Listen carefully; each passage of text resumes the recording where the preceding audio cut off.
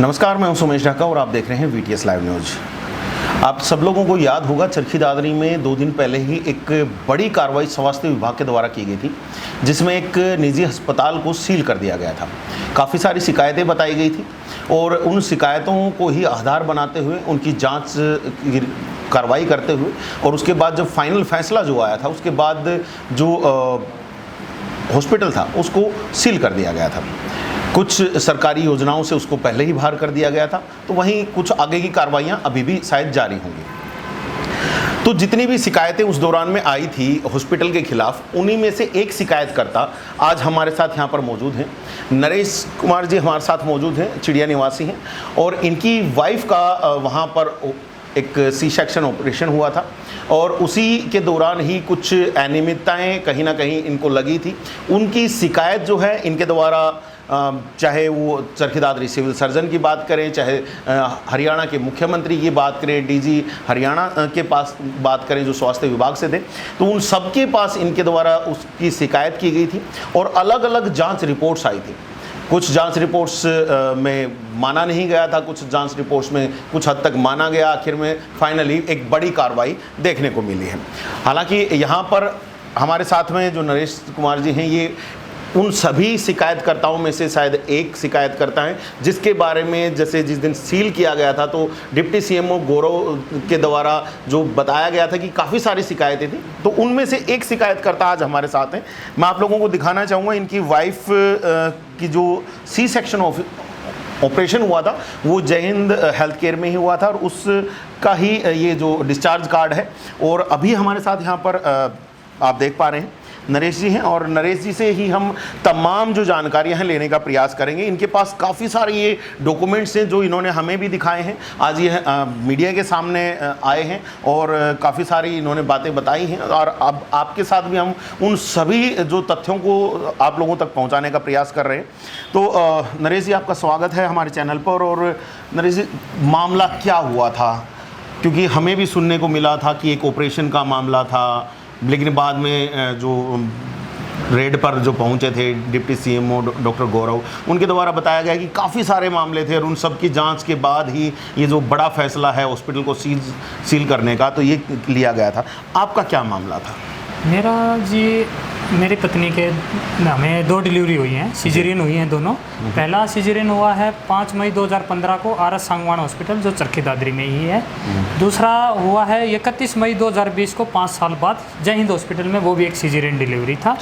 पहले में हमें कोई मेडिकल कॉम्प्लिकेशन नहीं हुआ, बीच के 5 साल के गैप के दौरान कोई मेडिकल कॉम्प्लिकेशन नहीं हुआ। दूसरे में जैसे ही डिलीवरी होती है उससे दूसरे दिन के बाद हमें एडमिट के दौरान ही शिकायत आने लगी, जिसका हमने डॉक्टर को सामने रखा। डॉक्टरों ने 2-4 दिन के बजाय हमें 8 दिन तक कंटिन्यू ट्रीटमेंट पे रखा, जो कि समस्या हमारी चलती रही और हमें एक टाइम के बाद डिस्चार्ज हो गए थे हम 8 दिन के बाद, और पर्टिकुलर हम डॉक्टर के टच में रहे उस टाइम जी। तो उस दौरान में आपने कोई शिकायत करी तो उसके ऊपर कोई एक्शन नहीं लिया क्या?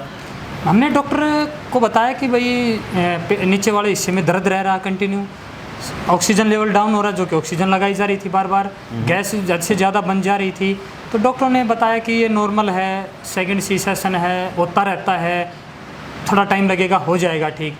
तो हमने फिर जब 8वें दिन तक 7वें दिन तक पहुंच गए तो मैंने डॉक्टरों से रिक्वेस्ट किया कि जी कोई अगर कुछ संदेह है, कुछ भी है तो कोई जांच करानी हो तो करा सकते हो, मुझे कोई एतराज़ नहीं है, मैं हर जांच के लिए हम तैयार हैं। डॉक्टरों ने बोला हम उचित समय में करवाएंगे। तो ये जैसे आपने मैं जो आपके पेपर्स देख रहा हूँ इनमें आपने 2 ऑपरेशंस की बात की है जी। पहला ऑपरेशन 2015 में आपका की वाइफ का हुआ था और उसके बाद 2020 में जो है ये दूसरा ऑपरेशन हुआ है जी। तो ये नहीं माना जा सकता कि पहला जो ऑपरेशन हुआ कहीं वहीं पर गड़बड़ ना हो गई हो? देखो जी, मैं डॉक्टर हूँ नहीं, मैं इस फील्ड का एक्सपर्ट नहीं हूँ, पर हमारा जो एज ए पेशेंट हम ये बता सकते हैं कि भाई 5 साल जब हमें कोई दिक्कत नहीं, लेकिन दूसरे ऑपरेशन के तुरंत बाद हम दिक्कत में आ गए।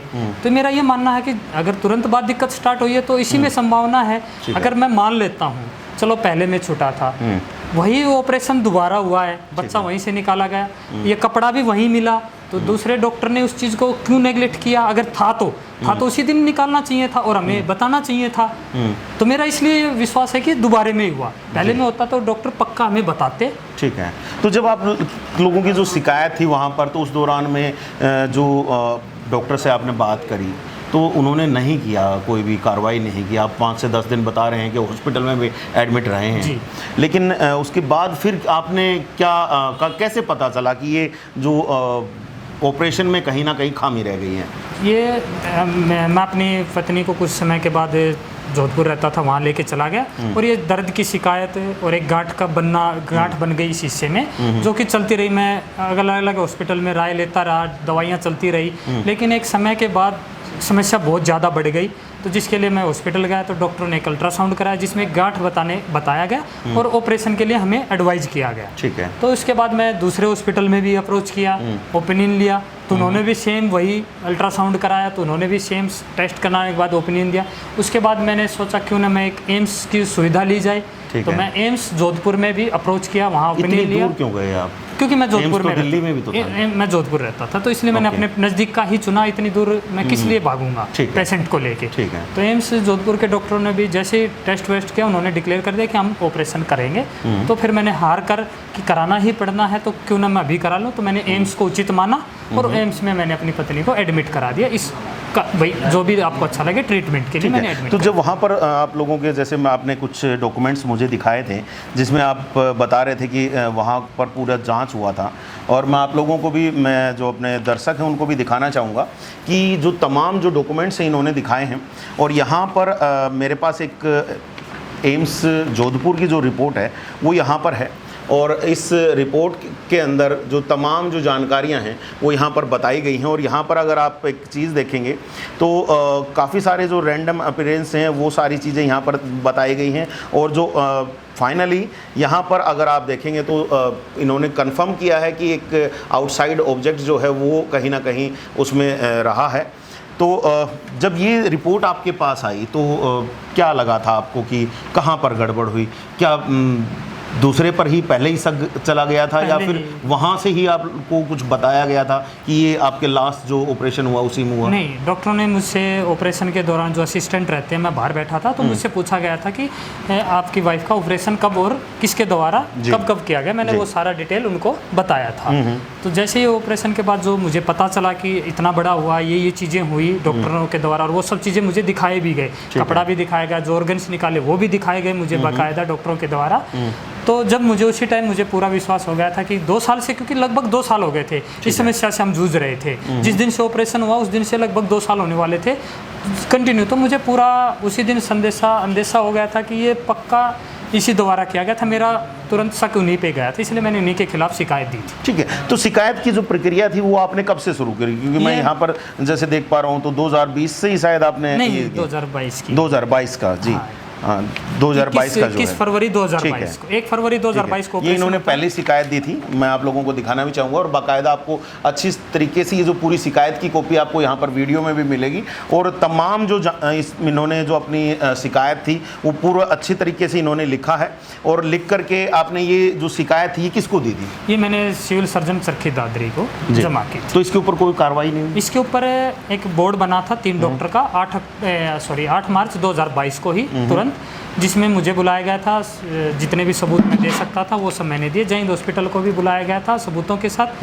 मैंने अपने दस्तावेज और सबूत सब दे दिए थे। जय हिंद ने क्या दिया क्या नहीं दिया मुझे उसके बारे में उस टाइम तक कोई पता नहीं था, क्योंकि पहले मुझे बुलाया गया था अंदर, बाद में उनको बुलाया गया। ठीक है। तो कोई जांच कमेटी बैठाई गई, उसमें कौन कौन शामिल रहा?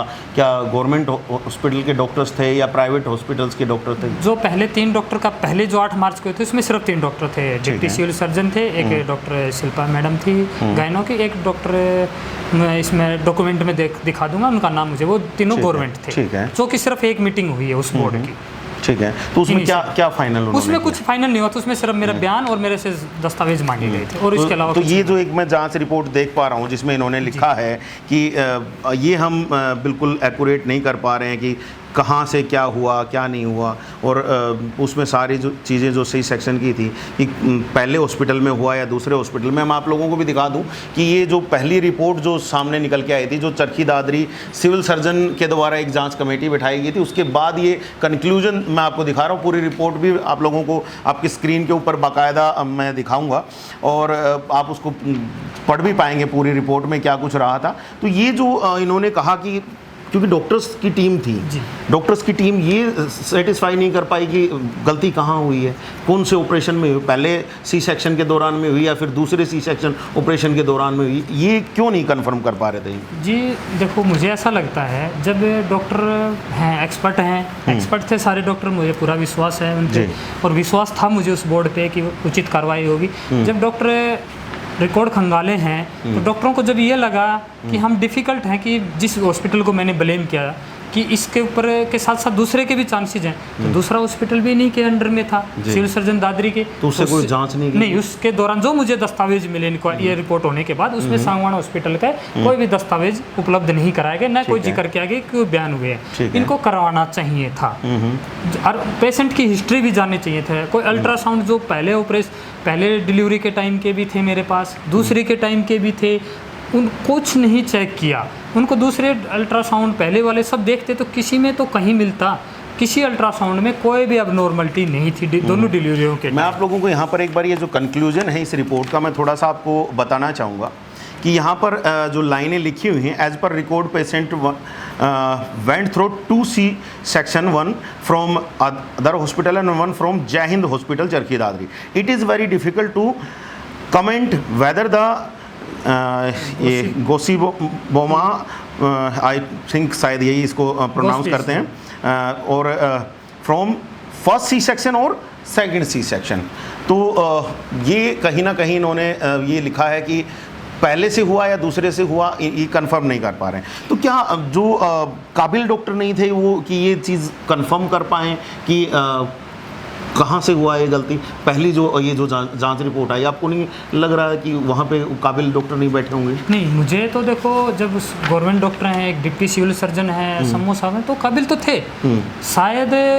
अब वो किस दबाव में की, क्यों किया ऐसा, वो तो देखो वही जाने।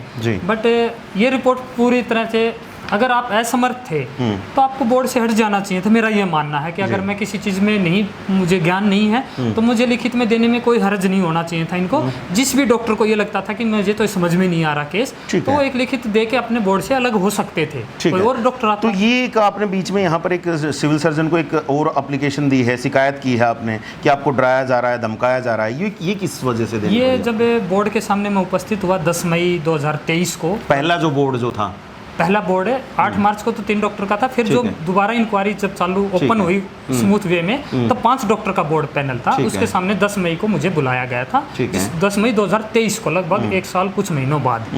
तो उसमें जब मुझे बुलाया गया तो मुझे एक पेपर दिया गया कि आप इस पे साइन करो और आप जा सकते हो। अच्छा, ये आपको कोई बयान देना है अलग से? पेपर पे कुछ लिखा था? नहीं, कुछ नहीं लिखा हुआ था उस टाइम, ब्लैंक पेपर पे साइन करा रहे थे। बोला हम इसमें हम सब साइन करेंगे बाद में, तो आपको अगर कोई बयान देना है तो हम रिकॉर्ड करें। मैंने बोला जो मैंने शिकायत दी वही मेरा बयान है, तो मैंने मना कर दिया कि मैं इस पे आप ब्लैंक पे मैं क्यों। उन्होंने बोला कि हम सब साइन करेंगे तो आप फ्री हो जाओगे, आप ताकि दूर से आए जा सकते हो। तो जिसका मैंने ऑब्जेक्शन उठाया कि सर आप लोग पहले साइन कर लो, मेरा बाद में साइन होने तो मैं बाहर वेट करूंगा। और मैं जांच को कहीं गोलमाल करने का इरादा दिखाई दिया? इरादा था तो किस लिए ब्लैंक पेपर पे साइन कराने की? जब मैंने ऑब्जेक्शन किया तो उन्होंने एक प्रोसीडिंग लिखी कि नरेश द्वारा दस्तावेज जमा कर दिए गए और जय हिंद हॉस्पिटल को हिदायत दी जाती है कि 5 दिन में दस्तावेज जमा करें, जबकि जय हिंद हॉस्पिटल तो अंदर है ही नहीं, मैं ही बैठा हूँ। डॉक्टर बोर्ड को कैसे पता चला कि उसको अभी 5 दिन की मोहलत और चाहिए, जबकि 8 मार्च कोई रिप्रेजेंटेटिव नहीं आया हुआ था अंदर, कोई और रिप्रेजेंटेटिव नहीं था, सिर्फ मैं था और डॉक्टर का पैनल था। ठीक है, तो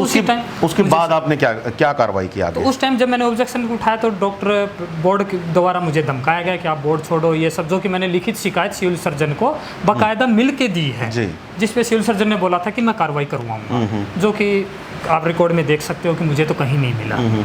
सुनने को मिला है कि 2 बार आप हरियाणा के मुख्यमंत्री से भी मिले हैं। जी, मिला। तो क्या कारण रहा? हरियाणा के मुख्यमंत्री तक जाने का तो सीधा मतलब ही नहीं बनता, उनसे पहले बहुत सारे और तरीके भी हैं, कहीं ना कहीं सीएम विंडो भी एक ऑप्शन कहीं ना कहीं आता है। तो क्या वो उस तरीके को अपना आजमा के नहीं देखा? मैंने सीएम विंडो भी लगाया, सीएम विंडो अपने प्रोसेस पे चालू हो गई थी। ठीक है। मैं इस बीच में डीजी हेल्थ से भी मिला, उन्होंने आश्वासन किया कि कार्रवाई होगी। तो फिर मैं ज़्यादा टाइम लगता देखा कि सीएम विंडो कंटिन्यू चल रहा था, तो मैं जनता दरबार में जाने की मेरी इच्छा हुई, क्योंकि डॉक्टर के पैनल को चैलेंज कर रहा था मैं, जिसको सिर्फ डॉक्टर ही कर सकते थे जी। कहीं और से होता तो मैं उस पर्टिकुलर विभाग में जाता, इसलिए मैंने सीएम ऑफिस में जाना उचित समझा और मैं जनता दरबार में सीएम ऑफिस में मिला और सीएम साहब ने उस टाइम कार्रवाई की और फिर से इंक्वायरी के आदेश जारी किए और इंक्वायरी दोबारा फिर से सिविल सर्जन को ही आदेश दिए कि आप ही करके देंगे। ठीक है। वो इंक्वायरी हुई जो कि आप देख सकते हो। ठीक है, तो उसमें कुछ माना इन्होंने? उनमें उन्होंने कुछ हद तक माना कि हाँ एज पर रिकॉर्ड पेशेंट को दूसरे के चांसेस ज़्यादा हैं, पर हम पहले को भी फ्री नहीं छोड़ सकते। ऐसा रिपोर्ट मतलब फिर से गोलमाल से रिपोर्ट दे दी। अगर मैं कोर्ट में जाता हूँ तो कोर्ट सीधा बोलेगा कि कौन हॉस्पिटल जिम्मेवार है। बोर्ड ने एक हॉस्पिटल को जिम्मेवार ही नहीं माना, तो मैं बोर्ड मान नहीं रहा, तो मैं कोर्ट में भी नहीं जा सकता था जी। तो जिसके लिए फिर से तो ये जो तमाम जो प्रोसीडिंग्स हुई हैं, तो इनका जैसे मैं देख पा रहा हूँ, आपने मुझे एक ये पेपर दिखा रहे हैं आप, जिसमें आप चरखी दादरी उपायुक्त से भी मिले हैं। आपने शायद इसमें कुछ अपने दस्तावेज मांगने की कुछ डिमांड की, क्या दस्तावेज नहीं दिए जा रहे थे आपको? नहीं, मैं सिविल सर्जन बोर्ड मीटिंग के दौरान, पहली इंक्वायरी के दौरान मैंने एक एप्लीकेशन दी थी कि बचाव पक्ष जो भी बयान, दस्तावेज जो भी प्रूफ के तौर पे देता है, कृपा करके उनकी एक प्रति मुझे दिलवाई जाए ताकि मैं अपने केस को समझ पाऊँ। तो बोर्ड ने मुझे आश्वस्त किया था लिखित में कि इंक्वायरी खत्म होने के बाद ही हम आपको देंगे। तो जैसे इंक्वायरी खत्म हुई, मैंने एक एप्लीकेशन फिर से दी कि मुझे दिए जाएं, जिस पे सिविल सर्जन के कार्यालय से मुझे मिला कि हम आपको नहीं दे सकते, जिसके लिए आपको कोर्ट से या जय हिंद हॉस्पिटल से लिखित आश्वासन लाना होगा। जिसके लिए ये दस्तावेज सब लेने के लिए मैं उपायुक्त महोदय मैडम से मिला, पर्सनली एप्लीकेशन दी, जिस पर उपायुक्त महोदय ने तुरंत एक्शन लेते हुए सिविल सर्जन को निर्देश दिए और दस्तावेज मुझे तुरंत दिलवा दिए गए, जिसके लिए मैं उपायुक्त महोदय का बहुत बहुत आभारी हूँ। जी। इस दौरान मैं एक और चीज़ भी जानना चाहूँगा, 2 ऑपरेशन हो गए और आई थिंक अब फैमिली आपकी कंप्लीट हो गई। फैमिली में अभी सब ठीक चल रहा है? मेरी वाइफ की हेल्थ को छोड़ के बाकी सब ठीक है। उनको क्या परेशानियाँ अभी फिजिकली स्ट्रॉन्ग नहीं बची उनको, न तो वो कंटिन्यू खड़ा रह सकती हैं, न बैठ सकती हैं। वो एक झाड़ू लगाने में भी असमर्थ हो गई आज जी, जिसमें मुझे वो 2-5 मिनट काम करेंगी, फिर उनको लौटना रहेगा, फिर अपना उठ के 5 मिनट, जिसके लिए कहीं ना कहीं हम सब, मैं परेशान हो रहा हूँ क्योंकि मुझे भी हेल्प करना पड़ता है। घर के काम इलाज जारी है? हाँ जी, इलाज में करवाता है, दवाइयाँ रेगुलर। तो काफ़ी पैसा लग रहा होगा। अब क्या करें, मुझे अपना फैमिली मेम्बर है, पैसा इंपॉर्टेंट नहीं है मेरे लिए, मुझे लिए बच गए और उसको स्वस्थ करना मेरे लिए सबसे इम्पोर्टेंट है। ठीक है। तो ये जो इतनी जो तमाम जो आपने कार्रवाइयाँ की, शिकायतें की और शिकायतें करने के बाद जो कमियां पाई गई, तो उसका आपने कोई हर्जाने की या कुछ और डिमांड करी आपने? मैंने अपनी जो पहली शिकायत दी है उसमें मैंने हर्जाने की डिमांड की हुई है। अब देखते हैं आगे कार्रवाई में क्या होता है, मुझे क्या मिलता क्या नहीं मिलता है, ठीक है, वो आगे की बात है। जो भी सरकार को उचित लगेगा वो कार्रवाई होगी।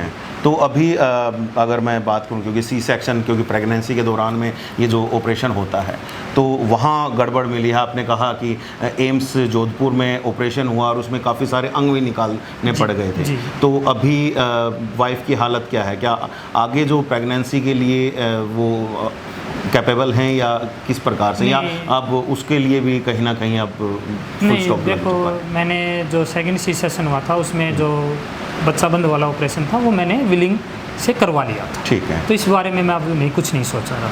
जी, चलिए।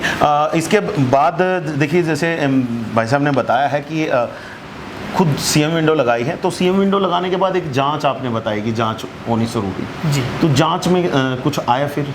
जो कि जांच मेरी पीजीआई रोहतक में हुई जी, क्योंकि जो सेकंड साथ क्या हुआ, जो सेकंड इंक्वायरी हुई चरखी दादरी सिविल सर्जन में, वो डायरेक्टर डीजी हेल्थ में पहुंची, तो डीजी हेल्थ ने उसको ओपिनियन नोट क्लियर करके रिटर्न करके और पीजीआई रोहतक को इंस्ट्रक्ट कर दिया कि आप एक एक्सपर्ट से ओपिनियन लेकर फिर इंक्वायरी की जाए। ठीक है। और वही सेम सीएम विंडो पे भी आ गया था साथ साथ। तो जिसके लिए पीजीआई रोहतक में एक इंक्वायरी हुई, जिसके सामने मैं उपस्थित हुआ, मैं और मेरी पत्नी के बयान हुए, जिसमें हमने, आप देख सकते हो कि बहुत सारे जो भी मेरे शंकाएं थी वो मैंने बोर्ड के सामने पहले भी रखी थी, दूसरे बोर्ड के सामने भी रखी, जिसका कुछ हद तक बोर्ड ने सवालों का, जो भी मेरी अपील थी, बोर्ड ने जवाब दिए हैं, जो कि जिससे ही ये कंक्लूजन पहुँच पाया दूसरी पीजीआई वाली में कि यही सेकंड हॉस्पिटल ही सबसे ज़्यादा जिम्मेवार है इस अच्छा, कहानी एक के चीज़ लिए। और मुझे बताएं कि जब आप इस हॉस्पिटल में पहुंचे तो उस दौरान में किस डॉक्टर की देखरेख में आपकी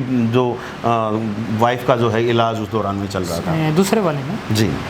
डॉक्टर श्वेता यादव जैन जी। हॉस्पिटल। तो क्या वो कैपेबल थी कोई भी ऑपरेशन करने की? देखो जी, मैं आज भी विश्वास करता हूँ डॉक्टर पे। पहले मुझे लगता नहीं कि इस धरती पे कोई ऐसा इंसान होगा जो डॉक्टर पे विश्वास नहीं करता हो। ठीक है। मैं पूरे विश्वास के साथ था डॉक्टर पे। तो ऑपरेशन में वो साथ रही थी? हाँ, वही। जी।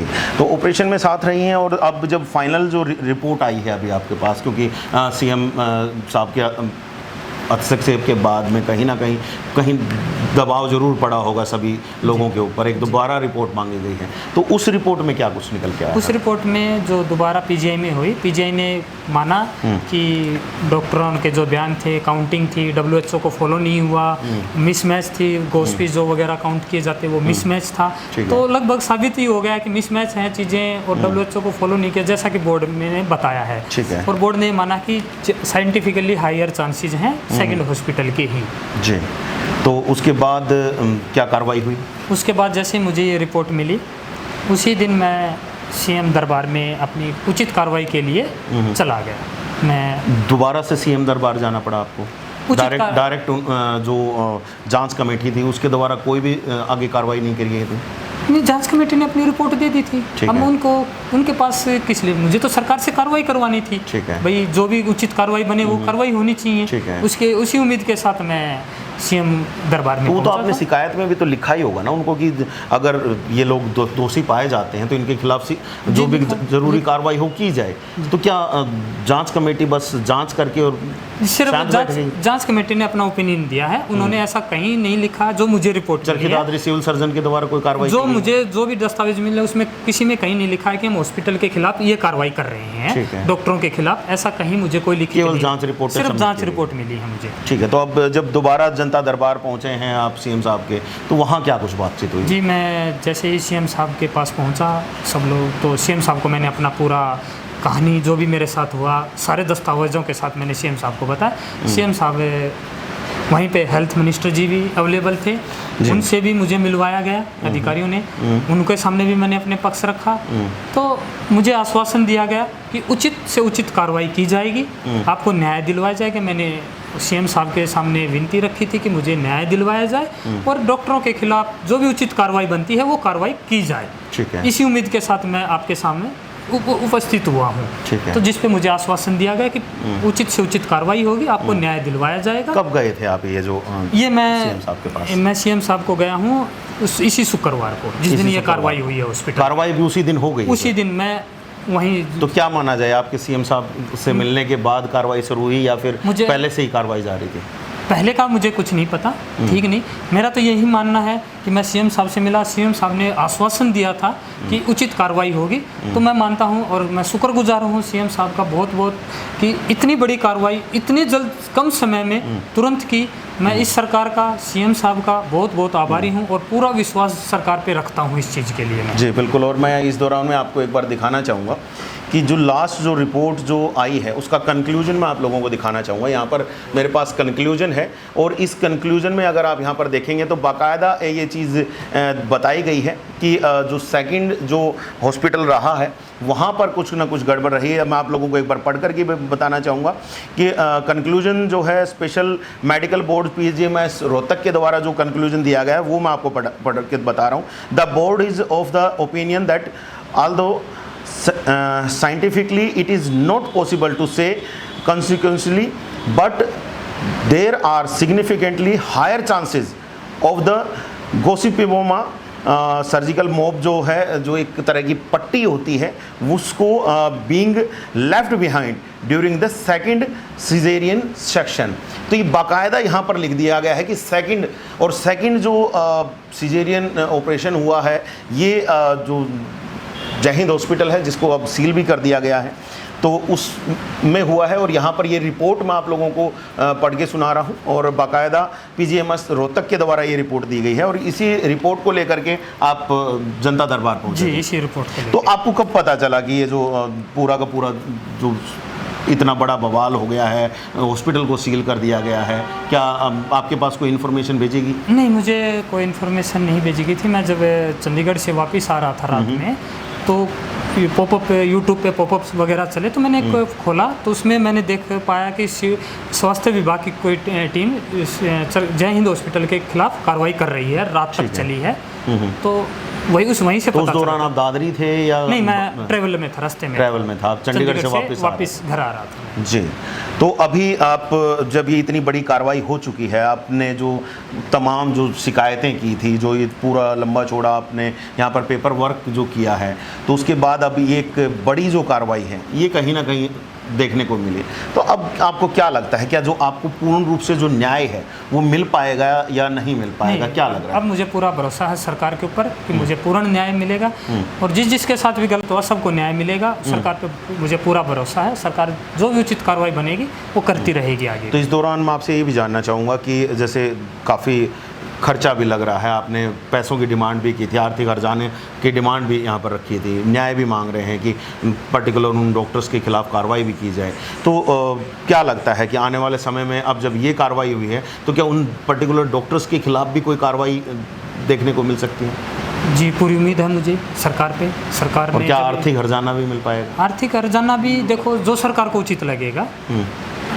हर्जाना तो अब सरकार को जो सा भी उचित लगेगा, जो भी उचित लगेगा, मैं उस वही है जी। तो एक चीज़ और मैं जानना चाहूँगा यहाँ पर, देखिए मैं थोड़ा सा क्योंकि मैंने आपसे एक सवाल पहले भी पूछा कि जो आपके डॉक्टर थे उस वक्त जिन्होंने ऑपरेशन किया, क्या वो कैपेबल थे, आपने उनका चेक किया था या नहीं किया था? इस दौरान में जो अब मैं सवाल आपसे कर रहा हूँ, तो मैं ये पूछना चाह रहा हूँ कि इतनी सारी आप समस्याओं से घिरे हैं, आपकी वाइफ का जो अभी भी ट्रीटमेंट चल ही रहा है, अभी भी वो ठीक नहीं हुई है, तो इस दौरान में लोगों को क्या कहना चाहेंगे? क्योंकि अब आप मीडिया के सामने भी आए हैं, तो मीडिया के माध्यम से लोगों को क्या कहना चाहेंगे कि जो इस तरह के जो डॉक्टर हैं उनसे कहीं ना कहीं दूरी बनाएं, या फिर क्या वो कैपेबल हैं या नहीं है, इसका पहले चेक करें या क्या करें वो? देखो जी, मैं लोगों से अपील करता हूँ, जो मुझे सबक मिला है कि डॉक्टर पे देखो विश्वास तो करना ही है। एक जैसे मैंने चेक नहीं किया, डॉक्टर क्वालिफिकेशन क्या था, हिस्ट्री ज़्यादा नहीं, तो थोड़ा सा हमें दूसरे पेशेंट से डॉक्टरों की हिस्ट्री थोड़ा बहुत जाने से पहले फाइंड आउट करने की कोशिश करनी चाहिए, और अगर कोई समस्या आती है तो उसको नेगलेक्ट नहीं करना चाहिए, ज़्यादा समय तक नहीं छोड़ना चाहिए। मतलब हमें डॉक्टर ओपिनियन जरूर ले लेना चाहिए। अगर आप हमें शिकायत है तो तुरंत हमें डॉक्टर, कोई हर्जाना नहीं है इसमें जी। बिल्कुल। तो यहाँ पर आप सुन पा रहे थे कि नरेश जी हमारे साथ में यहाँ पर मौजूद थे, और इन्होंने काफ़ी डिटेल में अपने पूरा जो केस है वो इन्होंने बताया है। एक अकेला इनका ही केस नहीं है, काफ़ी सारी और भी शिकायतें जैसे बताई गई हैं कि उन सभी शिकायतों को लेकर के ही बड़ी कार्रवाई है जो चरखी दादरी में देखने को मिली है। तो अब बड़ी चीज़ यही है कि बड़ी एक कार्रवाई ज़रूर हुई है, लेकिन अब न्याय अभी भी बाकी है, क्योंकि जो पर्टिकुलर जिन डॉक्टर्स के खिलाफ जो होना चाहिए शायद पूरा मामला, उनके खिलाफ जो कार्रवाई होनी चाहिए वो अभी भी बाकी है। तो हम तो यही कहेंगे कि अगर इतनी सारी ये रिपोर्ट्स आ चुकी हैं, काफ़ी सारी रिपोर्ट्स आप मेरे हाथ में भी देख रहे हैं, इनकी शिकायतें भी देख रहे हैं, और अगर मैं चाहूँगा मेरे सहयोगी से एक बार इधर दिखा दें, काफ़ी सारे जो पेपर वर्क है वो यहाँ पर आप देख पा रहे हैं, काफ़ी पूरा बैग भर के ये यहाँ पर लेकर के आए हैं। इन्होंने अपना सोचा कि मैं भी अपनी जो तमाम जो जानकारियाँ हैं वो एक बार बताऊँ कि किस तरह के जो हालात हैं इनके साथ भी हुए हैं। तो ये जो तमाम जो चीज़ें हैं ये इस तरह की और किसी के साथ ना हो, तो हम भी आप लोगों से यही चाहेंगे कि जब भी आप किसी हॉस्पिटल में जाते हैं, और पहले तो आप ये चीज़ चेक कर लें कि क्या डॉक्टर कैपेबल है या नहीं है।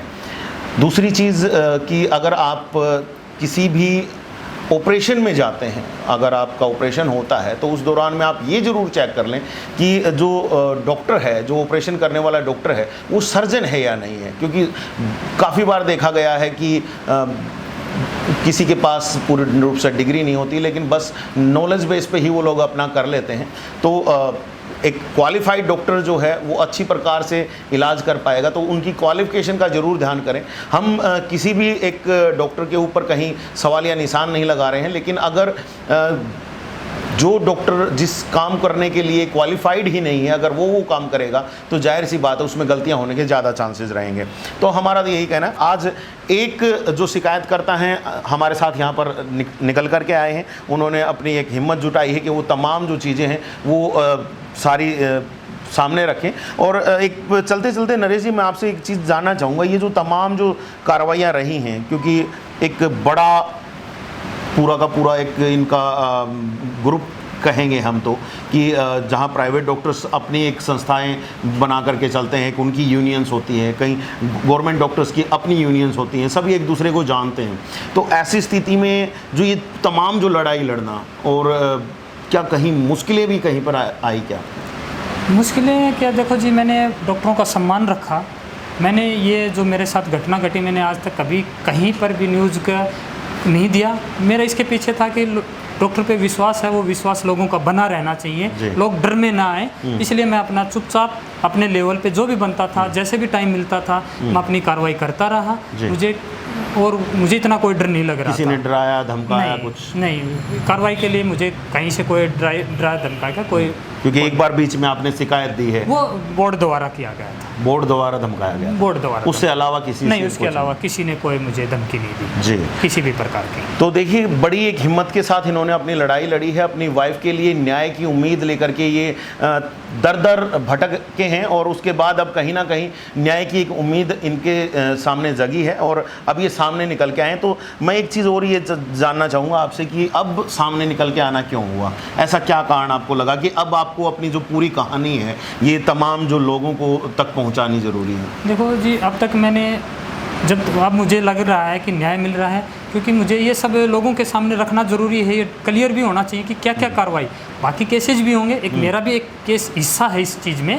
तो और सरकार ने एक उचित कार्रवाई की, सरकार को भी मैं धन्यवाद देना चाह रहा था, तो जिसके लिए मेरे पास मीडिया के अलावा कोई ऑप्शन नहीं था कि मैं मुख्यमंत्री जी को धन्यवाद बोल के आया था। लेकिन मैं एक सार्वजनिक सरकार का धन्यवाद करना चाहता था, मुख्यमंत्री जी का, हेल्थ मंत्री जी का, जितने भी अधिकारी, सबका मैं धन्यवाद करना चाहता था। इस दौरान जो जांच कमेटियां जिन्होंने सही प्रॉपर रिपोर्ट नहीं दिया, वो रिपोर्ट को पूरे तरीके से समझ ना पाए, और जितना वो समझ पाए उन्होंने उतनी ही रिपोर्ट दी, तो क्या उनके खिलाफ भी कहीं ना कहीं कार्रवाई की आप डिमांड कर रहे हैं? मेरा यही है, जो पहली रिपोर्ट हुई जो निराधार थी, जिससे मेरा समय बर्बाद हुआ, मेरा आर्थिक नुकसान भी हुआ, जिसके लिए मुझे दर दर भटकना भी पड़ा बार बार।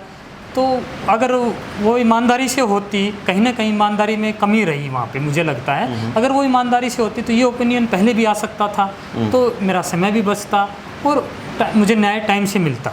न्याय लेने में दिक्कत हुई तो मेरी सरकार को जो भी उचित लगे वो कार्रवाई करे, मेरी यही विनती है सरकार जी। बिल्कुल। और ये केवल एक व्यक्ति हैं जो शिकायतकर्ता के तौर पर सामने निकल कर के आए हैं। काफ़ी सारी और भी शिकायतें, जैसे मैंने आप लोगों को पहले भी बताया कि जो जब सीलिंग की प्रक्रिया जारी थी तो उस दौरान में ही जो डिप्टी सीएमओ हैं डॉक्टर गौरव, उनके द्वारा बताया गया था कि काफ़ी सारी जो पुरानी शिकायतें थी जिनको लेकर के जाँच दोबारा से की गई है, और जाँच के बाद कहीं ना कहीं खामियाँ मिली हैं, और उसके बाद जो हॉस्पिटल है उसको सील किया गया था। तो देखना होगा कि और किस किस तरह की जो शिकायतें रही हैं, किस किस तरह का जो हर्जाना या किस तरीके का क्या चीज़ें आगे जो सरकार है वो हॉस्पिटल पर लगाने वाली है। क्या हॉस्पिटल का भी पॉइंट ऑफ व्यू रहेगा, क्योंकि हॉस्पिटल के जो लोग थे उनके द्वारा भी यहाँ पर एक सवाल खड़ा किया गया था कि जो जांच है उसमें तमाम चीज़ें उनकी तरफ से क्लियर नहीं दिखाई दे रही हैं, और वो भी कहीं ना कहीं कानूनी लड़ाई लड़ेंगे। तो क्या वहाँ पर रहने वाला है? क्या आप भी अपना कोई कानूनी लड़ाई आगे लड़ने की कोशिश करेंगे? जो भी उचित होगा मैं करूँगा जी। तो यहाँ से भी कानूनी लड़ाई आगे लड़ी जाने की बात कही गई है। अभी तो विभागीय कार्रवाई ही जो है वो चल रही हैं, और काफ़ी सारी जो विभागीय कार्रवाइयाँ हैं वो हो चुकी हैं, और अब कहीं बड़ी कार्रवाई है जो देखने को मिली है। तो अब देखना यही है कि सरकार इस मामले को कितना सीरियस लेती है, क्या, क्योंकि लोगों की ज़िंदगियों का सवाल है। क्योंकि एक नाकाबिल अगर कोई डॉक्टर है, उसके पास उतनी समझ नहीं है, उसके पास उतनी क्वालिफिकेशन नहीं है, और वो उस चीज़ को कर रहा है, तो कहीं ना कहीं गड़बड़ है। और हम तो यही कहेंगे कि अगर काबिल भी व्यक्ति है तो अगर उसके द्वारा इस तरह की लापरवाही की जा रही है, क्योंकि अलग से कपड़ा मतलब एक पट्टी का टुकड़ा शरीर के अंदर छोड़ देना, ये एक बड़ी लापरवाही के तौर पर जाना जाता है। क्योंकि ऑपरेशन जब होता है तो तमाम जो चीज़ें एक एक चीज़ें गिन करके रखी जाती हैं और उनको वापस से भी गिन करके ही निकाला जाता है, ताकि कोई भी एक्स्ट्रा ऑर्डिनरी सामान जो बाहरी ऑब्जेक्ट है वो किसी के शरीर में ना रह जाए। तो ये एक बड़ी लापरवाही कहीं ना कहीं देखने को मिली है और अब उसके ऊपर बड़ा एक ये जो कंक्लूजन आया है, मैं आप लोगों को एक बार फिर से यहाँ पर दिखा दूँ कि ये जो लास्ट जो रिपोर्ट जो कहीं ना कहीं आई है, ये जो कंक्लूजन है ये फाइनली निकल करके आया है। और अब इसी के आधार पर और काफ़ी सारी जो दूसरी जो शिकायतें थी उनके आधार पर बड़ी जो कार्रवाई है कहीं ना कहीं की गई है। तो अब देखना होगा कि सरकार जो है इस बड़ी कार्रवाई को कहाँ तक लेकर के जाती है। क्या जो पीड़ित जितने भी लोग हैं क्या उन सबको न्याय दिलाया जाएगा या नहीं दिलाया जाएगा, देखना होगा। और क्या हॉस्पिटल जो है अब परमानेंटली सील रहेगा या दोबारा खुलने वाला है, ये भी देखने वाली बात रहेगी। हॉस्पिटल का जो प्रशासन है उसके द्वारा क्या कुछ कार्रवाइयाँ की जाएंगी, ये भी देखने वाली चीज़ रहेगी। तमाम जो चीज़ें हैं ये जांच का विषय है और जांच प्रॉपर हो तो कहीं ना कहीं हर एक व्यक्ति को न्याय मिल पाएगा। तो एक व्यक्ति सामने आए हैं, हम तो ये कहेंगे कि अगर कोई और भी अपनी बात रखना चाहता है, और हम तो एक चीज़ और भी कहेंगे कि अगर जो हॉस्पिटल के जो लोग हैं वो भी अगर अपने जो एक पॉइंट ऑफ व्यू है अगर तमाम जनता के सामने रखना चाहते हैं तो हमारा प्लेटफॉर्म ओपन है और आप आइए और आकर के अपनी बात भी ज़रूर रखिएगा। तो इस वीडियो में बस इतना ही रख रहे हैं। आने वाले समय में कुछ और नई जानकारियों और सूचनाओं के साथ आपके साथ दोबारा हाजिर होंगे। तब तक के लिए आप मुझे दीजिएगा इजाज़त। मैं Somesh Dhaka, VTS live news के लिए।